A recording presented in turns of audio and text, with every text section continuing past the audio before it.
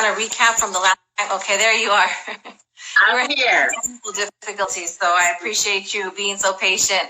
I know that we're trying to make sure that we're kind of providing an update from the last time that we spoke.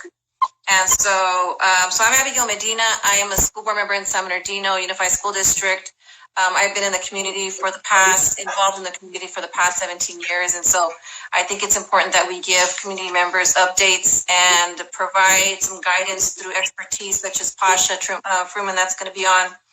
And same thing as the last time that we spoke regarding the COVID.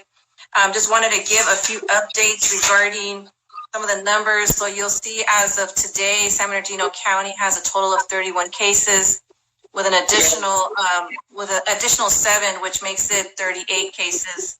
And unfortunately, we had a loss today, which was a 50-year-old man. Our prayers are for him and his family. But that is the first passing in our county. For Riverside County, there is 59 cases with 6 deaths.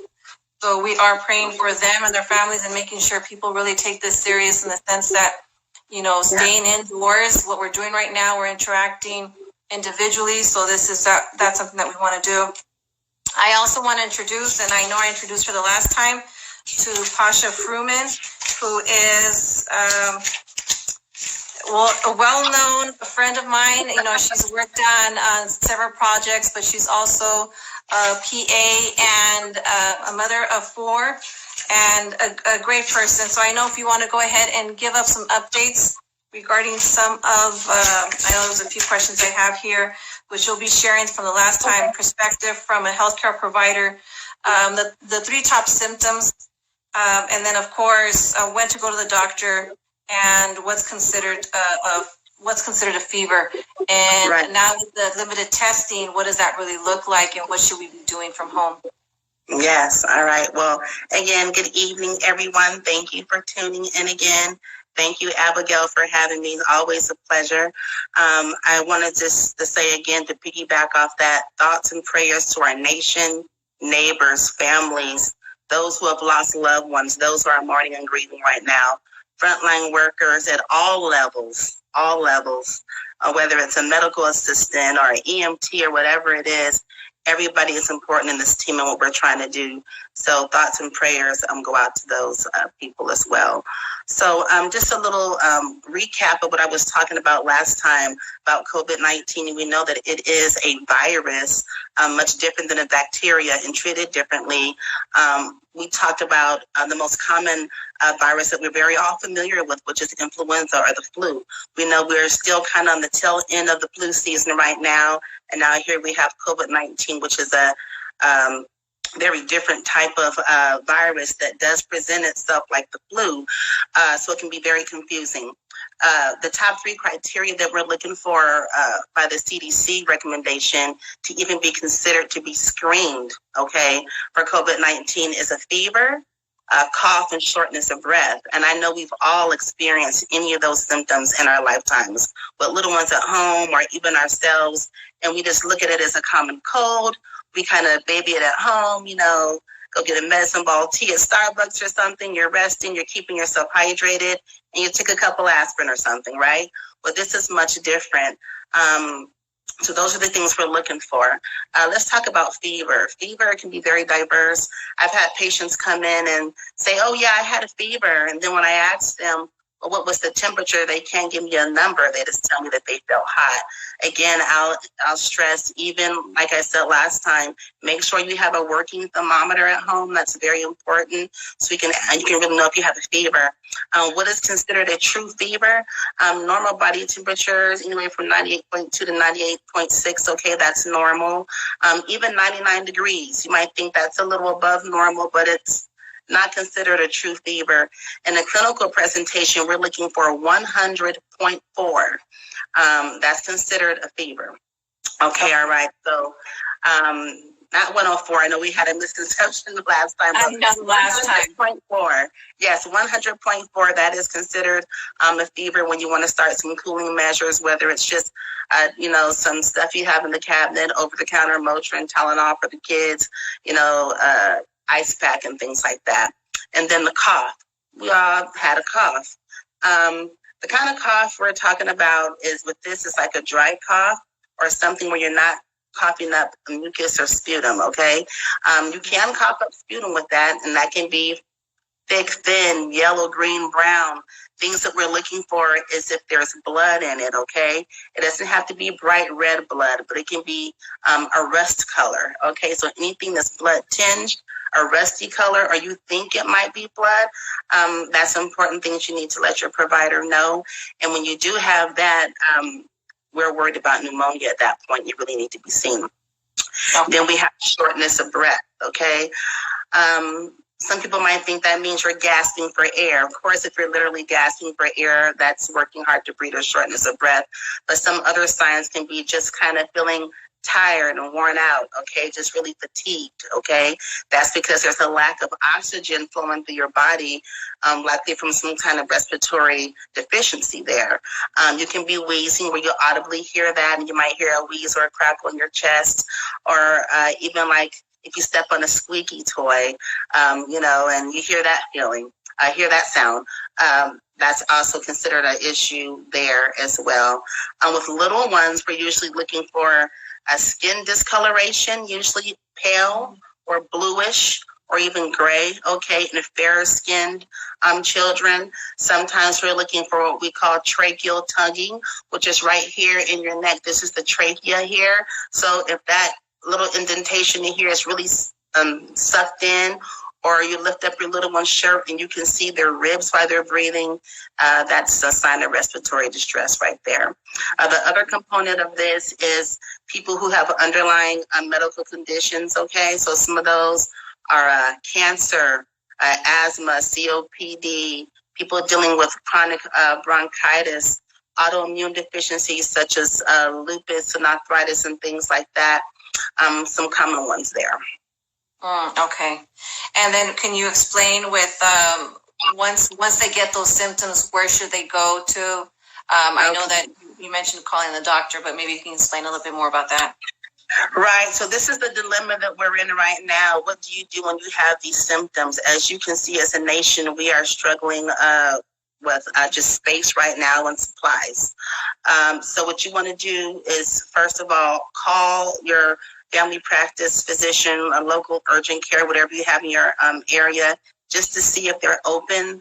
Believe it or not, some places are closing down and doing what we call telemedicine, where it's a virtual visit. So you can dial in, you can see me just like you're seeing me now, and we can talk and I can look at you and perform an exam and then let you know what you need to do from there. So please reach out and see what's happening in your local communities and what they have to offer. Do not just run into the emergency room, okay, unless absolutely necessary. It's getting to the point now where they're not gonna see you or test you unless you demonstrate some of these symptoms. And the misconception with that is that, as we see, all patients aren't presenting with these three classic symptoms. And what I've learned in my 10 years of clinical practice is that everything is not going to be textbook. Somebody might come in with just the cough, and that's it, and still actively have an infection. So that's why it's important for you to go ahead and make that call for us first, get that screening over the phone, and then come in. Now, if you absolutely have no other choice, then yes, go to the emergency department. They're not going to turn you away. I'll tell you right now, there's such a shortage that we were told that if even a healthcare provider tests positive for COVID-19, they want us to continue to work if we're not demonstrating symptoms. Wow. I totally disagree with that, but that's just unfortunate. So that was a question right there. Yeah, and there's a question right there. It says, what would you recommend to those of us who do have chronic autoimmune diseases, and in order for us to remain safe? Okay, well, what you want to do is make sure you don't stop from what you're normally supposed to be doing with your medication. So whatever your doctor or your dermatologist or rheumatologist, whatever they have ordered for you to do, don't stop that regimen with your medication. The most important thing is the social distancing. This is what we're talking about, because those people with those chronic conditions are just more susceptible to not do as well as others who don't. So the best thing you can do is to avoid as much social contact as you can. Come outside only when need to run to the store, or come to the doctor if you need to. Lots of hand washing, as we talked about before, and just kind of staying indoors if you can.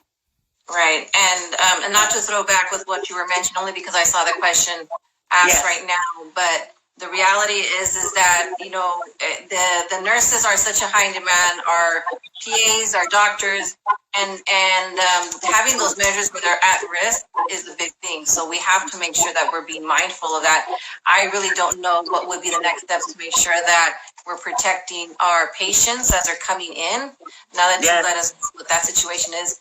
And then even masks for our nurses, or masks for our healthcare providers, PAs, doctors that are not having the sufficient masks. I know that today, I believe you were able to receive one, but they're not the N95 that is protecting you. So they don't have the same effect or protection that an N95 would. As I mentioned before, we only have 2 kids in my office, which is just ridiculous. Our other facility down in Hesperia, I want to say, has 5. And what is that really going to do? So I have to pick and choose, who am I going to use this on? And then when I'm out, how am I going to get the next stock of those kids? Right. And that's where we have to get the help from not only our local elected officials, but throughout the state too, to make sure that we're bringing those supplies to you so you can do your job effectively. Because at the end of the day, you have your family as well. They have their families as well, and we don't know what situation they have at home. Maybe they have an elderly, as I mentioned prior, and or a child that have respiratory issues to begin with. Another thing I wanted to chime in on is the gentleman that mentioned about the diabetes and everything. With the diabetes, those patients are highly unlikely to recover from just any type of infection because of the diabetes. So it's really important for diabetic patients to make sure that your sugar is under control. Okay. The more lower your blood sugar is, the more better it will be for you to recover if you became in contact from this. So things to look out for diabetic patients: of signs of your blood sugar being too high, could be feeling tired, sluggish, nausea, some abdominal pain, things like that. There is a condition called DKA. I don't know if your father is aware of that, but that's basically diabetic coma. So make sure you're keeping track of your blood sugars as well. And if your father is demonstrating any symptoms that are out of the ordinary, that's even warranting for them to call their local healthcare provider to be seen. Because again, people present different ways. So say for an elderly person, if they come into the clinical practice, they're not going to really present for pneumonia like somebody that's in their 30s or 40s would. Some signs of infection in elderly are just simply being confused or just not eating well. So little things like that. So just look for those things that are out of the ordinary. We're also seeing younger, the youths that are actually getting sick and that are being hospitalized. So there was this idea that it was 65 and older, but we're starting to see more cases of the younger generation that are going to the hospital. And we also have to make sure that they're mindful of the same thing, like everybody else, staying at home, washing your hands properly, making sure you don't touch your T-zone. And then with that, maybe you can explain to us what it is, how to effectively wash your hands. I know the last time you described it, and maybe you could go ahead and explain. So you want to try to, if you have hot water available, you want to use hot water, of course. So the key is the time frame. You want to do at least 20 seconds. I know we talked about different ways to count with 20 seconds, even if you just kind of silently say the alphabet to yourself to make sure you get the 20 seconds in. But you want to make sure that you cover your whole hand, okay? And you want to get in the wet spaces here, in between the fingers. And then you want to do this, okay? That's going to help to get in the nail beds, okay? And you want to get around the wrist area as well. So that's very important. Yeah, no, thank you for that. And that just goes with for those that are going out as well, and they shouldn't be going out unless it's an emergency, unless it's really urgent. Pick up your medications or needing to go to the grocery store. Even then, when you go to the grocery store, there's no need to take the whole family. I know, unless there's no one there at the house to take care of the kid. But just be mindful, because the more people that goes to open spaces, community spaces, it's just a high risk. And another point that I wanted to give a quick update was that on our school district, we have a staff from one of our schools that became infected and who currently has COVID-19. And so we also have to be mindful of it's growing, it's spreading, and the only way to flatten the curve is really to stay home and to try to stay isolated. Isolate yourself, isolate your family, and the sooner we do this, the better it will be in flattening the curve. And I just want to make sure families know that. Thank you so much, Pasha. Did you want to share anything else? Yes, I did want to chime in about staying home. There's so technology these days. We got to take advantage of it.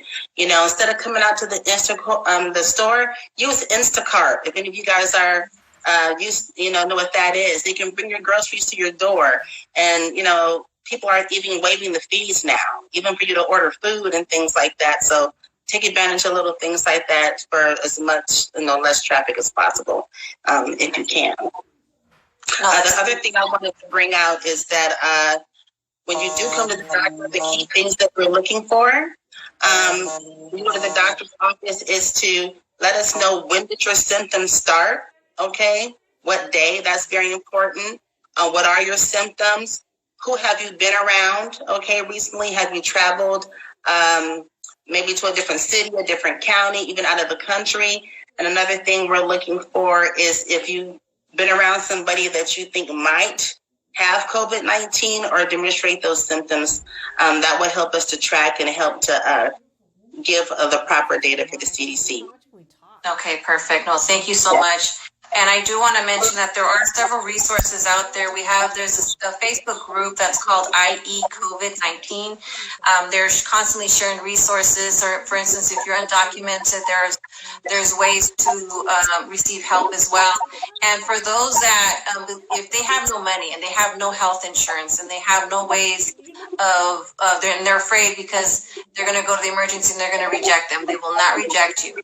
And so if at the end of the day, if that's an emergency, you have to go in, please do not be afraid to do so. Right now, we want to make sure that you're healthy and you stay safe. And another resource, of course, if they want to visit my Facebook page, which is Vote Abigail, or Twitter, we're always sharing different information there as well. Thank you, Pasha. Any last words? No, again, just... everybody out there, be safe, social distancing. I know our time is limited here, and we don't want to take too much of your time, but please feel free to go on Facebook, message me on here through Instagram. If you have questions for me personally, I'll do my best to answer them. Pasha Fruman, you're on Facebook and you're on Instagram. And maybe we're going to have to create a new page for you so that way you can start sharing information. And that way we can... Yes, and that way you can help us at least be honest. You've always been transparent. You've always been honest. And maybe we can have a few questions if anybody else has a question. If not, we can definitely answer those questions later on. So I don't know if anybody else has a question, Pasha. Yeah. Okay. Well, thank you, Pasha. Again, we're going to keep doing something like this. At least maybe next week we can try to organize something.